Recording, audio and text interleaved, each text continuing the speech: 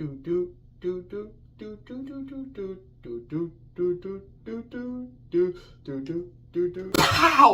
Happy 35th anniversary to Child's Play 2. Oh man, I can't believe it's been 35 years since that movie came out. I was introduced to Chucky back in 1990. My brother started talking about it. We had a housekeeper that actually saw the movie and she told us some parts about it. The day he came on in April of 1990 when it came on HBO, they were hyping it up.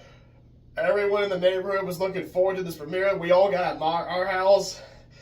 And when it came on, I hid in the sofa while they all enjoyed the film. I kept my head buried in that cushion until Chucky was saying the chant with Andy.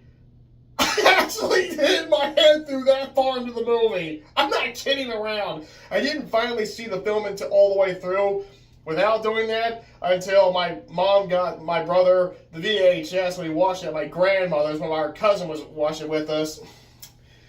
And then in 1990, November 1990, I'm just sitting at home, minding my own business.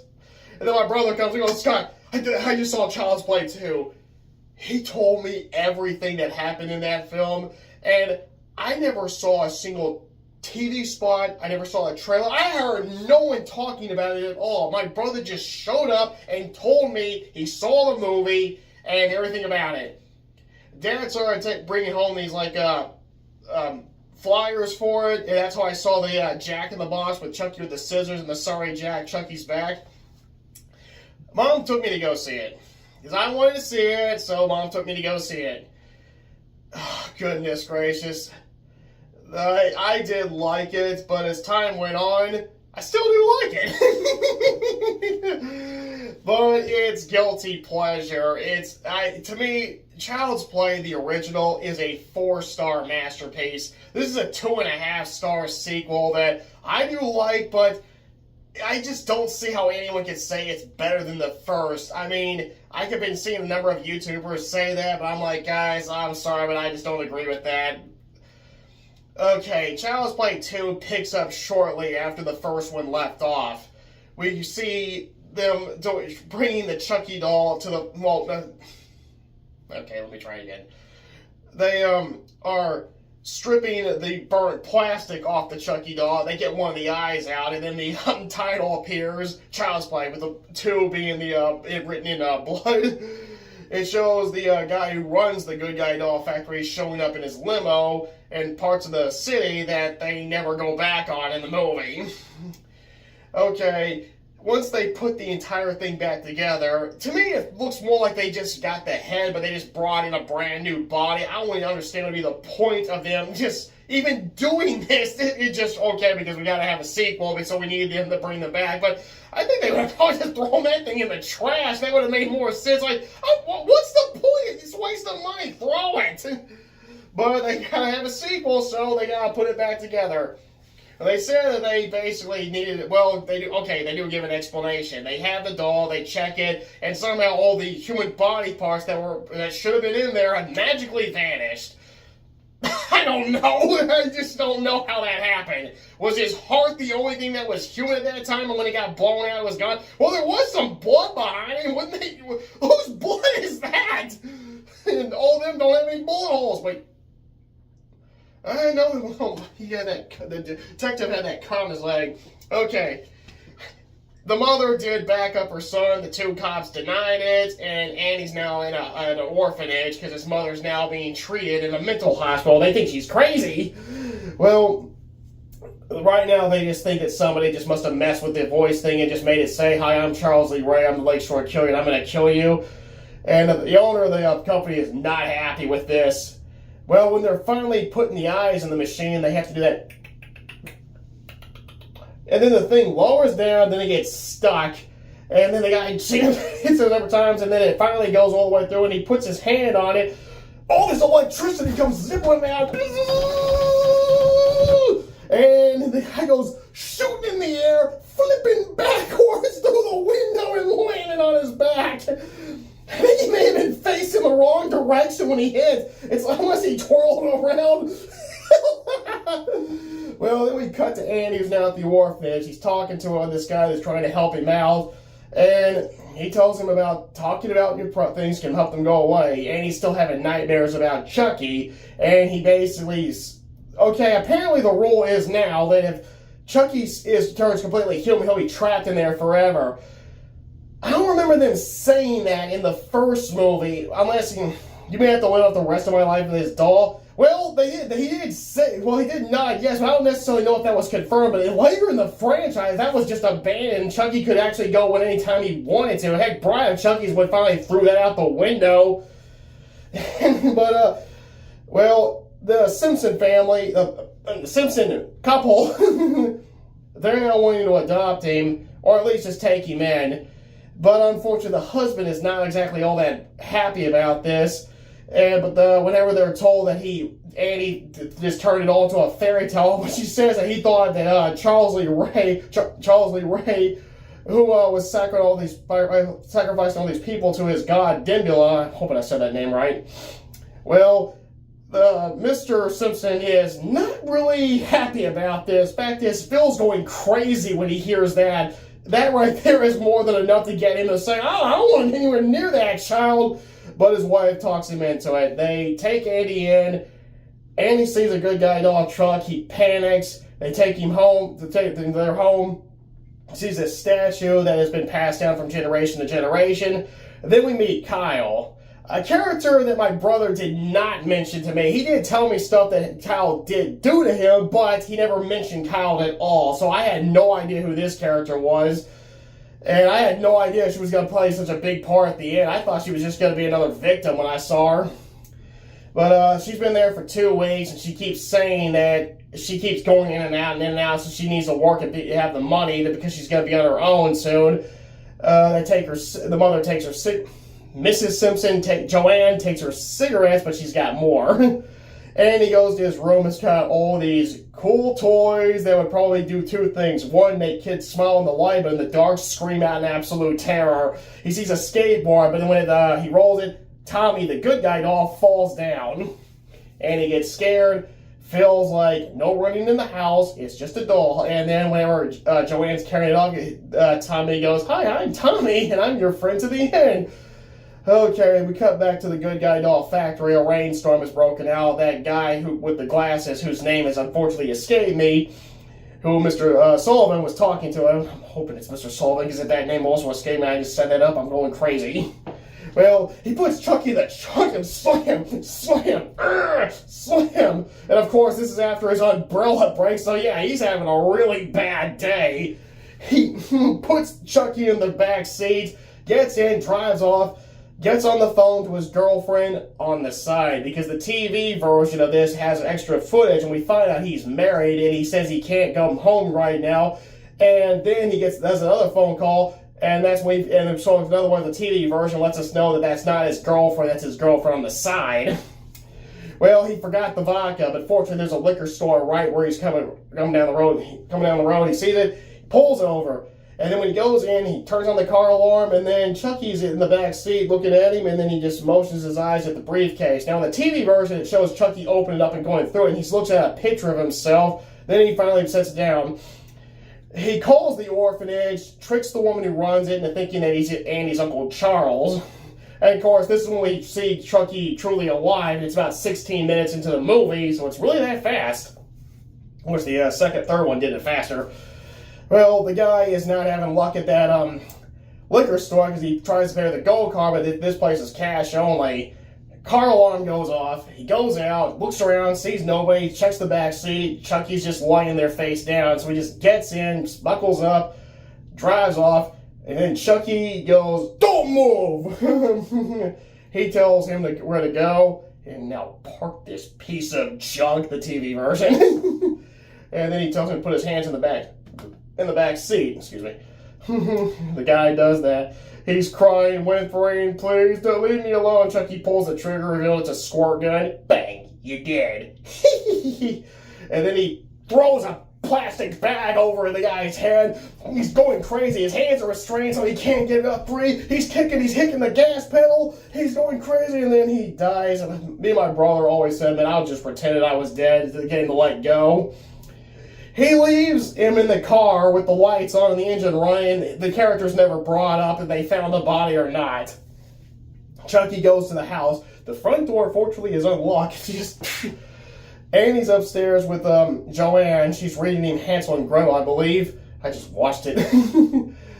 Well, she started singing him because the storm is scaring him. Now, when I first saw this, when it shows the camera moves into the hallway and goes to the stairs and you see Chucky down there, I actually thought Chucky was the one who was doing that singing. But no, it's not him, it's Joanne. He runs to that Tommy, he tells him to shut, he punches him down, picks up that family heirloom that's been passed down there, beats him until he breaks it. Then he buries him in the backyard with a toy shovel.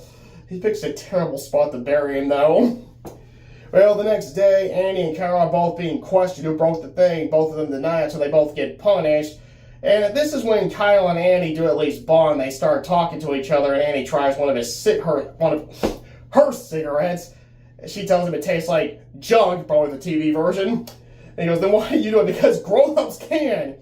Annie goes upstairs. He overhears Phil. Phil's not happy, so he goes to the good guy doll, which is Chucky, posing as Tommy. And when he says, I hate you, he goes, hi, my name is Tommy, and I'm your friend to the end. Heidi-ho. Annie, like his mother, checks to see if the batteries, but the good guy guys did put batteries in there while they were putting the doll back together. So he blows a sigh of relief. He shows Phil that he's haunted. Phil kind of calms down. Then they go to the backyard, and we find out that Chucky buried Tommy underneath a swing. Like I said, was a bad place. Because he's constantly looking at it, his eyes keep growing wide in horror, letting you know he realized his blunder. That night, 29 minutes into the film, Chucky reveals himself to Andy. He's tied into his bed with, I believe, jump rope. Apparently there were 4 of them in there, I'm guessing. He goes, surprise, did you miss me, Andy? I sure missed you. I told you we were going to be friends to the end. I got a new game sport. It's called Hide the Soul. Guess what? You're it. He tries to say the chant, but Kyle, for some reason, is now sneaking back into the house through Annie's room, not her room. Okay, she went out her room and was going to come in. I'm guessing she must have went to the wrong room and didn't even realize it. That's the only thing I can think of. She unties Annie. He punches Chucky right off of him. It's Chucky, kill him! The couple comes in. They think Kyle tied Andy up, but Andy keeps going on that it is Chucky. Phil picks Chucky up, takes him to the basement, launches him down there, and he goes, there, he can't bother. He closes the door. Chucky lifts up, checks his nose, and sees he's bleeding. He goes, no, I'm turning human again. If I don't get this body soon, I'm screwed. The next day, Kyle and Andy go to school. Andy sits in the back of the bus, and all the kids are being mean to him. Chucky's hitching a ride by not riding underneath the bus. You see his 2 legs going like that as they're working the way up. In recess, Andy's just bouncing the ball on the fence, looking left, looking right, checking for Chucky. Chucky's gotten in the classroom. He's looking for Andy's test, and he goes, well, come on, where is it? Ah. Then we see the teacher reading them Pinocchio. This kid, for some reason, thumps Andy. Andy calls him and insults him. The teacher, Mrs. Kettlewell, I hope I said the name right, gets on his case. And when she looks at the paper, I forgot what the television was said, but it says the F word followed by U, followed by the B word. My brother didn't tell me this. I believe I was 9. Oh my goodness, when I saw this movie. I was 9 years old. Oh my God, it's been that long. Okay, time flies by. She holds Andy. She keeps Andy after class. She throws Chucky in the closet, locks it. When Andy checks through the keyhole, Chucky checks his window, goes, peekaboo! Andy's trying to get out of the door. Chucky's trying to get out of the closet. Andy opens up the window, gets out. Chucky's still trying to get out of the door. The teacher comes back, and somehow she thinks Andy got in the closet, even though she had the key. When Chucky realizes it's just her, he stops, goes and hides. She opens the door, checks in there, turns on the light. She doesn't see anyone. She's now getting a little nervous. Andy, this is not funny. When a bouncing ball hits her, she smiles, picks it up, puts it back in place with a big smile on her face. Chucky comes out and hits her with an air pump. When he pushes it, she goes launching into the desk. And then Chucky comes out and does, like, I'm guessing is like the most notable scene in the movie. He's carrying a roller. And my brother did tell me about this. I never understood how Chucky killed her. But what I kept hearing what my brother told me is he beat her to death with a roller. I'm assuming that he just kept hitting her until she finally died of shock, a heart attack or anything, because I don't think you can beat someone to death with a roller even if they got that injury right there where he hit her with that air pump. But still, it just keeps focusing on him hitting her with that music playing. When he hits her, her hand even shakes. When she looks at him coming, her eyes grow wide. And of course, he says that noble line, "You've been very naughty, Mrs. Kettle." And they got the good childish music. I can't repeat it. I don't think I can mimic it that well. No, don't even bother. And he goes home. He tells his foster parents what happened. Joanne says that his teacher did call, said he did something. They checked the basement. Somehow Chucky has already got there. Okay, Andy got a big head start, and Chucky had plenty of time to get back to the house despite the fact he was still in that closet. Teacher unlocked it, searched around, while Andy's heading home, and he beats her to death with a roller until she has a heart attack, and then somehow Chucky beat Andy to it. How long were they talking in that kitchen before he finally checked in the basement? I don't know. Okay, Kyle goes and talks to Andy because he hears Joanne and Phil talking about sending him back. Joanne's against it. Phil is for it. But Andy knows wherever he goes, Chucky will find him. So that night, when it shows the kitchen, at first, when I first saw this, I thought this was Chucky until I saw the hand. I'm like, oh, it's Andy. But then he finds that electrical cutting knife. He goes to the basement, checks around. Then he sees that there's a shadow behind him. Pretty creepy scene. My brother actually told me to him this was actually the scariest part of the movie, and I can understand why a lot of people will say that, because actually this is the only part of the movie that actually is scary. The rest of the film, unfortunately, is not. And he checks the dryer, or is it, I think it's the dryer. When he turns around, Chucky drops right on top of him. Or was it? No, whatever. Okay. Alright, he's basically got Andy pinned down. He's going, oh, we're going to be very close. In fact, we're going to be freaking inseparable. Andy gets the cutting knife, hits Chucky in the head. And even though he gets him in the head, there's never an injury. We never see any blood or anything. He just screams out, let's go. I don't know. Phil shows up after hearing the commotion. He asks what's going on down there. He sees Andy with the thing, with the electrical cutting knife. He's like, come on, we'll talk. Chucky gets this big hook and hooks Phil by the foot. He falls off. He's hanging not far from the ground. He turns and finally sees Chucky and realizes Andy's been telling the truth. And Chucky just looks at him with a smile and goes, how's it hanging, Phil? Phil starts getting creeped out when Chucky lets him go, and he drops not that far and somehow gets killed. Okay, I'm aware it's like a concrete floor, but I still don't think that was far enough to kill Phil. I think that he would have been, just the wind would have been knocked at him, and that's about it. To me, this is the worst death in the movie. I'm sorry, but I think it is. Out of all the Chucky deaths, yeah, this one is probably the lamest. Excuse me, Chucky kills, that's what I should have said. Okay.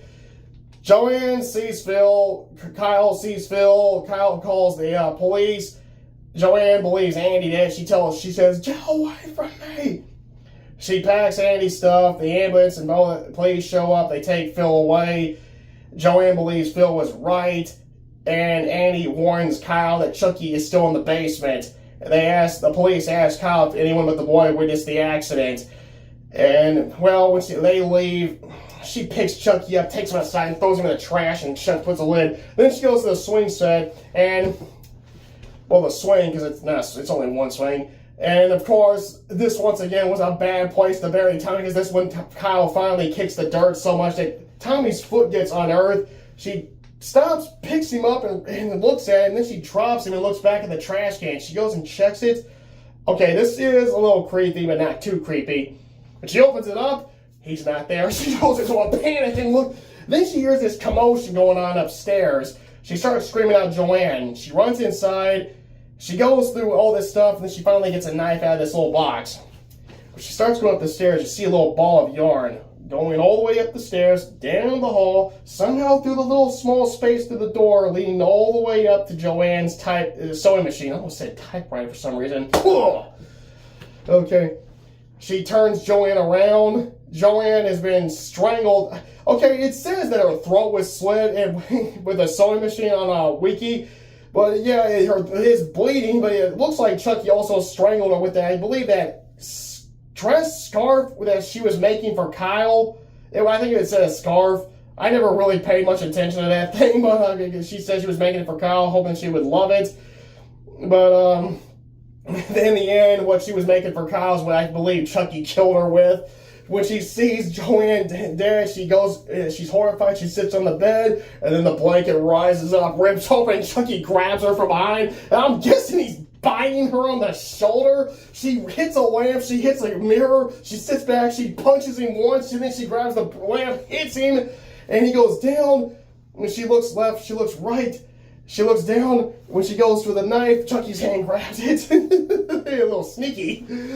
And when she, keeping aside, but when she bumps into Joanne's body, a microphone is then seen on the mirror. And if in a blink, and not in a blink and you miss it, but yeah, it does go away pretty fast. You have to look for it. I didn't even know until I saw what culture do, like the blunders in movies, where that microphone thing lowers down and then it just like, get it up!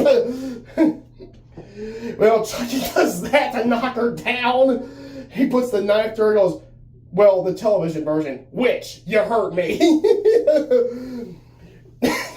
Driving back to the orphanage, Kyle's now, for some reason, magically calm. Chucky is ordering her to go faster. They go, what's the rush? Oh, God, this body's so been trapped in here forever. What are you looking at? Cop pulls him over. To me, this scene was just filler. It's like mainly because of the runtime. It's only an hour and 24 minutes. So yeah, it feels like this scene was just added because that one more joke. You've seen dolls that pee, this one bleeds in just to get the runtime longer.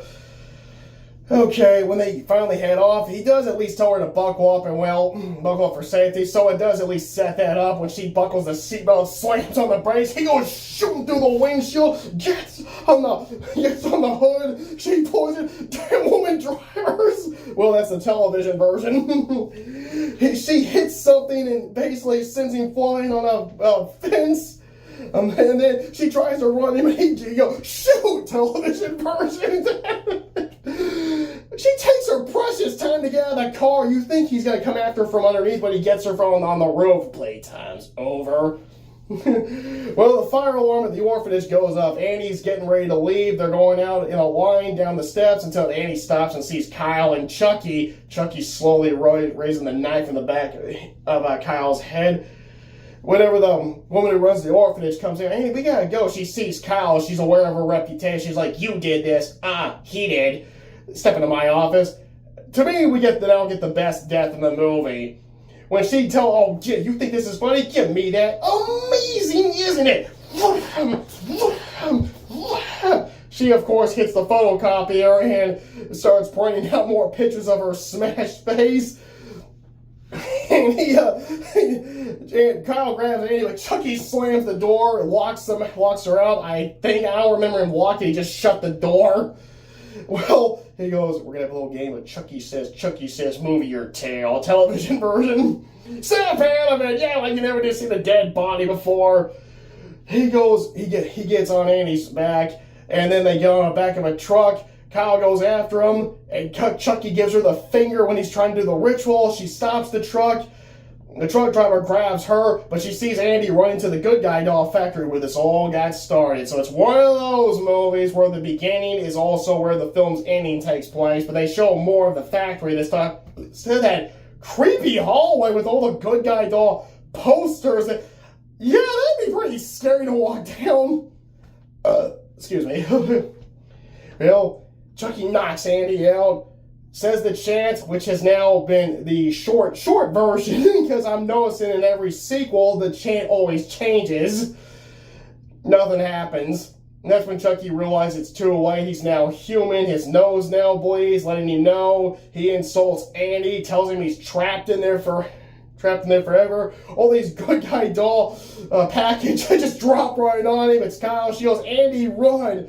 Chucky emerges. He goes right after them. They now are in a maze until they find the this conveyor belt where the boxes are sliding down for shipping. They go up and Andy slips and falls down and Chucky rises. And then whenever they get to the top, she releases the lever and the gate falls down on his hand. And I'm gonna get you, idiots, television version. He ends up ripping his hand off to get free. I'm like, you were able to kill Joanne and beat a woman to death with a roller and hold Phil up, and yet you can't grab that thing and lift it back up? Must have been a lot heavier than all of them. Especially Phil. He picks up the knife, he goes and now they have to get to this exit door, but there's this device that keeps putting in the eyeballs, and they end up taking their time going through it. They give Chucky the time he needs to pull the handle off, stick his handless arm in, and then tape it around. And also to give us another kill. This guy who's working there by himself notices a jam. He goes there to fix it, and whenever he gets it fixed, Chucky cuts him on the face. He falls down and jams the eyeballs into his head. Oh, goodness.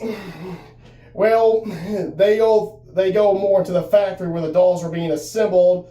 They accidentally hit the reverse, and this thing goes back in, and then it gets hit with all this. They implant even more body parts onto the doll. But then they see these things fall over. Chucky shows up posing as one. He gives himself away by laughing. He swings and misses Andy. She picks up this tray of equipment, hits him, and this thing that's putting hair on the dolls that usually just stops where their heads in, somehow goes down and starts pinning his pants to the wooden platform that he's on, and those little plastic pins are somehow able to penetrate through it and keep him down.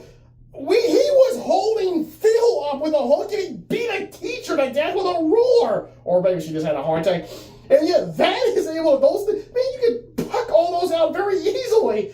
And he hits the reverse button, and then when it comes out, it's just Chucky's lower half. But they think they got him until we see all this blood. And I'm like, how much blood is in this this good guy doll that's now a living man's body? There is so much of it. We can see some dripping, and he has what it takes to get that guy with the gouged in eyes on a rope or a cable and getting to ram into Kyle. And he does it in warp speed when now he's just a torso. We see him on this little rolling thing using one hand going, and I'm like, what, you were moving warp speed and now you're just, He cuts this rope after he this tube, yeah. I got you now, Andy. You know what I'm going to do? I'm going to cut off your legs too. But when he strikes, he misses, and then Andy sees all this hot wax that one almost dripped on him and kind of moving away, so he pulls the valve, the lever, and Chucky goes, as he gets covered with melted plastic, bubbling hot, liquid hot, boiling plastic. I think I did that lame. Okay. He yells and saves Kyle before she goes into that thing that's going to put in the body parts on her. They look at Chucky, but then he rises back up, and he's now just trying to bite him. Kyle shoves that tube that he cut earlier in his mouth. His head blows up like a balloon and explodes. They leave, and now somehow it's morning. I don't know how long that whole shindig happened, but they ask, where to now? Home. Where's home? Andy, I have no idea. Child's Play 2 is fun, but I will say my biggest criticism with this film is it just moves way too fast. This movie's an hour and 24 minutes. It feels like it's only on for like 40 minutes. It just rushes into each scene so quickly that, okay, Child's Play 2 is fun, but no, I will not agree that it is a sequel better than the first. And believe it or not, I do like Part 3 better. I'm pretty sure all of you are going to be saying, say what? Yes, I do like Part 3 better, and I'll be talking about that one on its 35th anniversary next August. So, if you haven't seen Child's Play 2, watch it. It does move fast, but it's still fun. And you're definitely going to be heckling the death of the teacher. Like, how did he beat her to death with a roller? She obviously had a heart attack. Well, anyway, happy 35th anniversary to Child's Play 2, and a happy 35th anniversary to all of you who made that movie. Fun film, and I will always be watching it.